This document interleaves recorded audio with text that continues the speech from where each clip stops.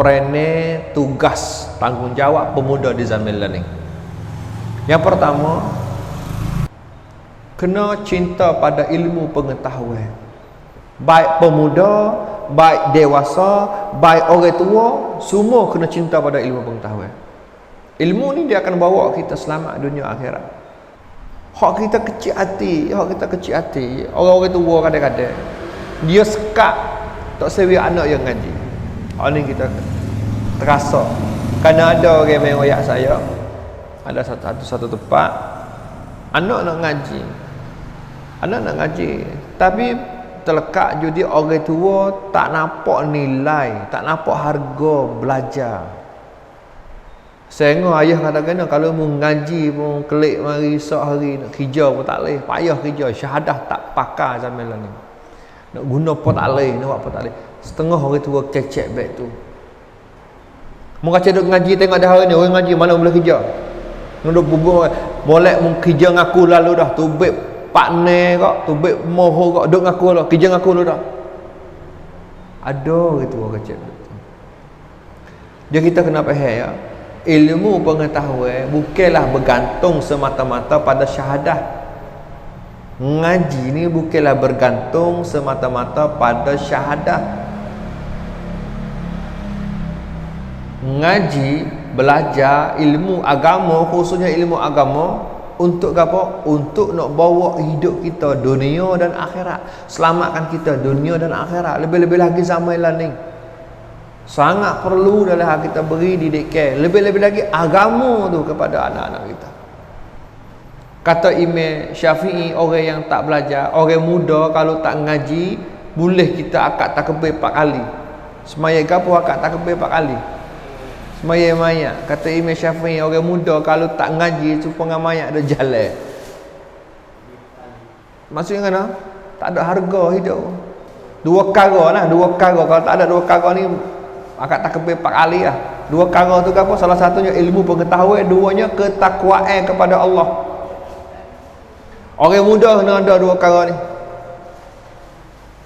Nah, baik, kemudian yang kedua, tugas tanggungjawab pemuda di zaman ni ialah menyedari masyarakat tentang kebenaran. Gerak masyarakat,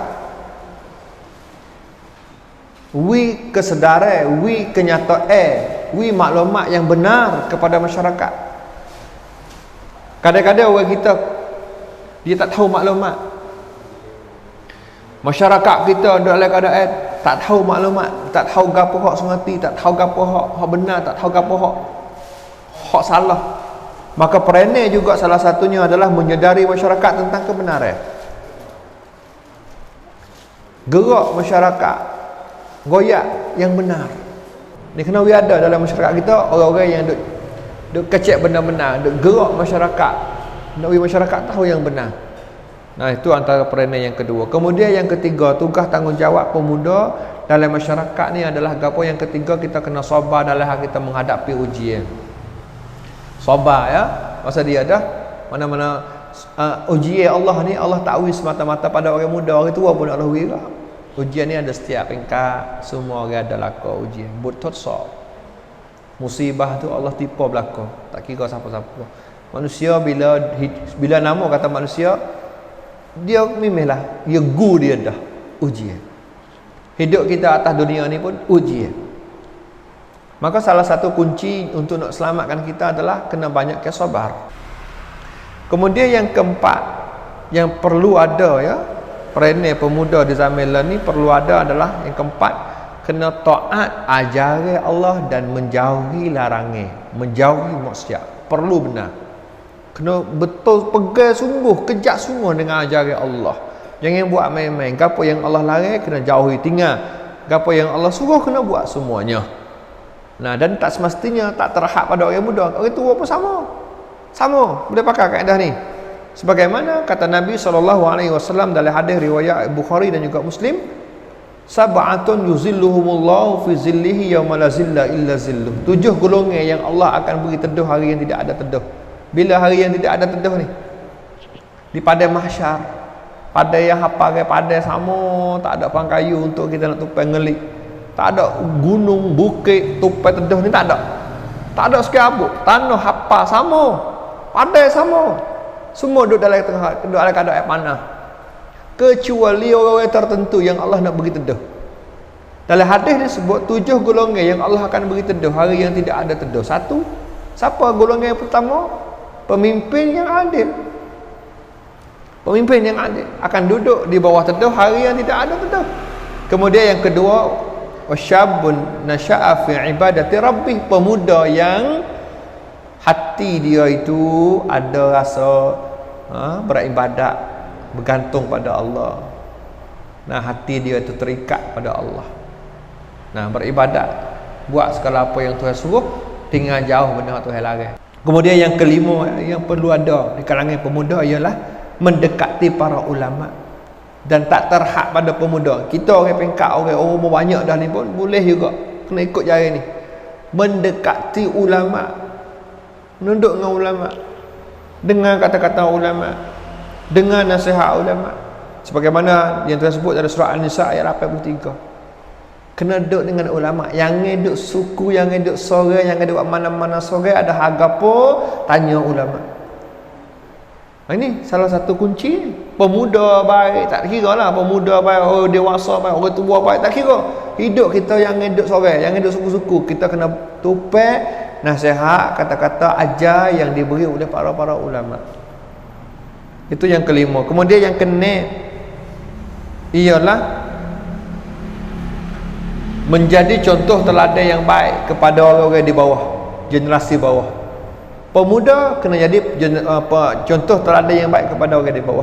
Kita orang dewasa, kita orang tua, kena jadi contoh teladan kepada anak-anak muda kita. Contoh kita ada anak, kita pergi mana-mana, kita bawa dia sekali pergi masjid.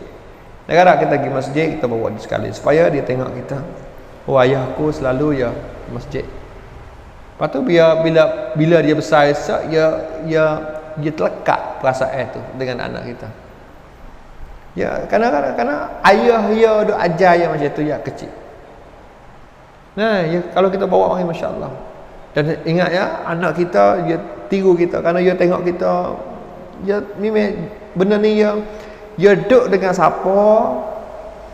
Nah, dia duduk di sekolah dengan cikgu dia tengok perangai cikgu dia, jakit lekat perangai tu telik sampai rumah. Dia duduk dengan kita di rumah, dia tengok mak dia, dia tengok bah dia, tengok ayah dia, jakit pangan tu dekat pangan dia, pakai dia masuk sekolah. Lagu tu lah. Anak ni kita jauh. Lahir-lahir dia tu dalam keadaan fitrah. Maka duduk di pok, duduk di mak, nak cak anak tu baik mana. Nah, kemudian yang ketujuh, kita kena bangga dengan agama Islam, jangan mudah ikut pengaruh agama asing. Ini kena weda ya. Nah, orang muda baik, dewasa baik, orang tua baik, tak kira lah pengkat mana, kena weda. Bangga dengan Islam kita. Bukan mudah ni nak boleh ni. Bukan mudah ni. Kita nasib baik, lahir-lahir main keluarga kita, ayah kita, mak kita Islam. Nasib baik kita. Banyak lagi tu. Lahir-lahir mari tak kenal Allah, tak kenal Muhammad, kena usaha cari sendiri. Kita lahir-lahir mari, ayah mak tu Islam dah. Tapi hak kita sayangnya kena lahir-lahir mari, mak Islam, ayah Islam, tapi anak tu tak suka pada Islam, tak bangga, tak gemar, suka pasal cara orang lain. Waktu nyanyi, orang lain lahir-lahir mari bukan keluarga Islam, kena duk cari kebenaran. Tapi kita ni lahir mari dalam keadaan keluarga mak ayah kita Islam, kita pula yang tak menghargai Islam. Suka pasal orang kafir hidup, suka pasal orang agama asing. Sedangkan Nabi sebut dalam hadis riwayat Abu Dawud, man tashabbaha biqaumin fahuwa minhum. Siapa yang sekelain sengaja menyerupai sesuatu kaum, kata Nabi, dia sebahagian daripada puak tu. Kita orang Islam tapi pergi suka pasal orang kafir. Pakai suka tiru pasal dia, ketat tunjuk aurat, terbuka aurat. Negara kita orang Islam ada hak kita sendiri, tapi tak kita pergi suka pasal orang agama asing. Kata Nabi, kalau kita tiru cara pakai baik, ikutlah apa-apa pun agama orang asing, maka dia tu adalah sebahagian daripada fak tu. Nah, 31 countdown pimai mari. Ramai tak anak-anak kita hidup terlibat dengan upacara orang-orang agama asing. Aman. Ya. Aman. Nah, peranan pemuda kita kena bangga dengan agama kalau kita duk pegang ni, yang mudah sangat dipengaruhi. Menghargai ya orang buat kenak. Jangan elok orang buat kenak agama kita. Nah, kita takutnya kena anak kita orang muda zaman ni kadang-kadang hak kita takut ni, hak kita takut. Hak kita takutnya kena bila dia hidup tempat demo, dia duduk di masyarakat Islam tak apa.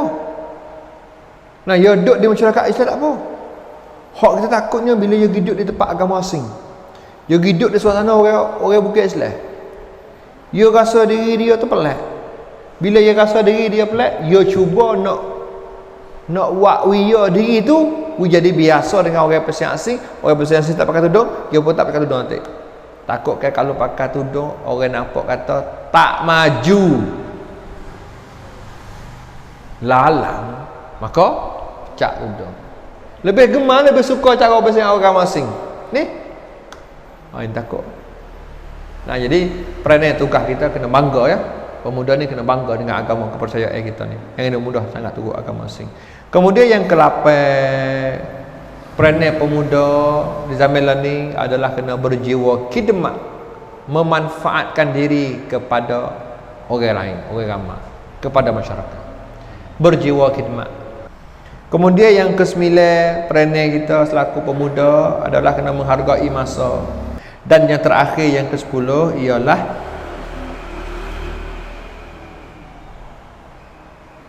kena beramanah. Bila orang beri tugas kepada kita, kena beramanah dan menjalani tugas dengan sebaik-baiknya, dengan sempurna. Akhirnya kita tawakal kepada Allah. Itu peranan tugas.